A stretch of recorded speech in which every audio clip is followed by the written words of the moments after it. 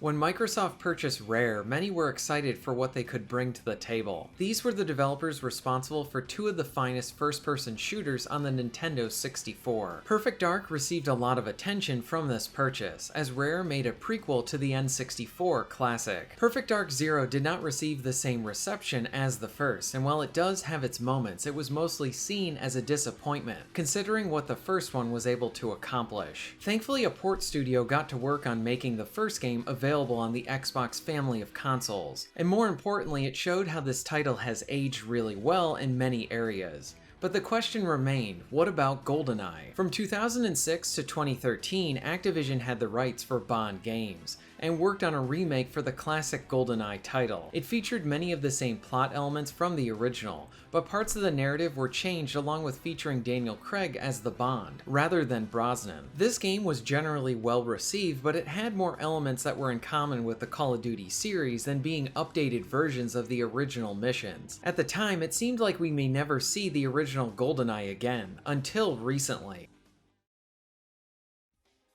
Early in 2021, there was word of a Goldeneye remaster that got leaked and was fully playable for the Xbox 360 emulator. Originally, this was supposed to come out in 2008, but this was sadly cancelled before it was released. The leaked version of the game included the campaign, along with the iconic multiplayer. It also had similar graphic options as seen in Halo 1 and 2 Remastered, where the player could change between the old and new graphical styles. Those who were able to play it were pleased with its commitment to retaining what made the original great, while also giving it modern graphical options. As to why it was cancelled, it seemed like it came down to a rights issue between Nintendo, the publisher of the original game, Microsoft, who owned Rare, along with EON Productions being the license holder for Bond. Personally, at this point, it seemed like this was only a matter of time till this version of the remaster or a new one would be available, especially with Microsoft and Nintendo now playing nice with each other. On September 13th, 2022, it was confirmed that a remaster of Goldeneye 64 would be coming to both the Nintendo Switch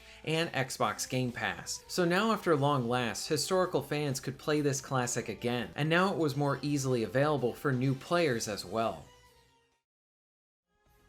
Now let's highlight some of the new additions for the Xbox version of Goldeneye. The remaster would feature updated and improved controls. This includes dual analog stick support and higher resolutions. It will be available on all the Xbox family consoles, and available through Game Pass as well. But one thing that I really liked was that for owners of Rare Replay, they would get the Goldeneye remaster for free. I honestly wasn't expecting this, and think this is a great consumer-friendly option for people. It also makes me wonder if Rare has other plans to remaster some of their older titles as well, especially the ones that they bundled into Rare Replay. Rare Replay was already a good offer, especially for gaming preservation, but if they want to move in the direction of solely remastering their library, then this collection could be even better. Again, I'm surprised that they are offering this Goldeneye remaster as a free edition for owners of the collection, where I could easily see a company not providing this and making everyone outside of Game Pass holders needing to buy it again to play it. Now, there is a lot to get excited about with this announcement. The campaign is loads of fun, and it is an important game in first-person shooter history. Along with this, the multiplayer is included, and is one that is maybe enjoyed even more than the campaign itself. Now, when I first heard the announcement, I thought the proposition of being able to play the original Goldeneye with online options would be great, but sadly, once all of the details were released for the remaster, there was a downside. So the game would be releasing on both the Switch and on the Xbox systems, but the Switch would be the only one with the option to play the game online, whereas the Xbox could only access the local multiplayer side of things. This is a really odd choice, and honestly feels like something that should be reversed. While I do not have the numbers, I would assume that the players who play online more are usually found on the Xbox more than on the Switch. I hope that the Xbox versions are patched at some point to allow for online play. Now, since this is a remaster, I do hope that maybe Rare takes this opportunity to add in bots. Bots were not available in the original game, and this would be a great addition and a good means to preserve the multiplayer.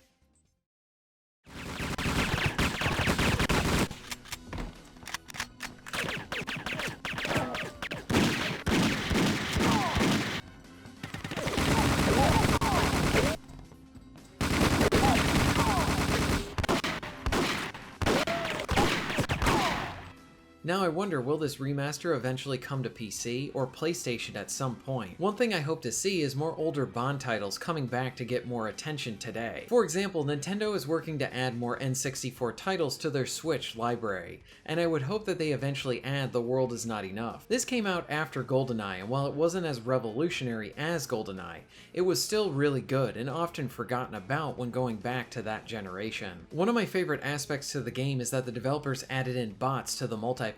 This meant that if you only had one friend over, or none, you could still enjoy the fun action provided in the multiplayer modes. Following this generation, we saw EA publish several excellent Bond titles that are fondly remembered. Agent Under Fire provided a short and sweet campaign with a Bond modeled after Roger Moore, and featured exciting car sequences, gadgets, and good shooting. Nightfire expanded on Agent Under Fire and is easily one of the finest Bond games ever made. From the exciting set pieces to the intense shooting and levels that offered multiple ways to complete them, along with both games offering multiplayer options that were extensive and even included bots. Everything or Nothing acted like the unofficial fifth Brosnan film, and this is sometimes considered the ultimate Bond game. The action shifted to third person and pretty much featured every type of action sequence that Bond would find himself in, from shootouts, fistfights, car chases, tank levels, along with a lot more. It even had a co-op story campaign that was really hard, but still really fun. And lastly, EA took what they did for Everything or Nothing and applied much of it to the classic era of Bond. They made a video game adaptation of From Russia with Love,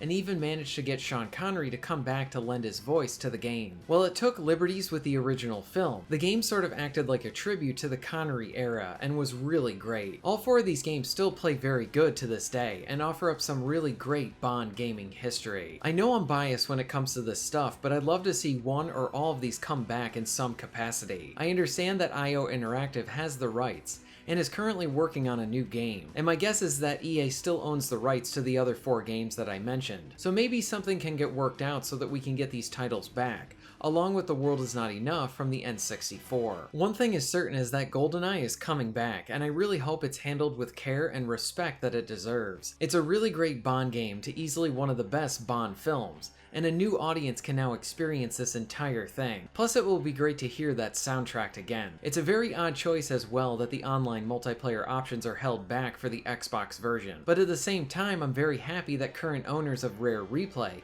can play this remaster for free. Are you excited for the Goldeneye remaster? Are you annoyed about how they're handling the online multiplayer?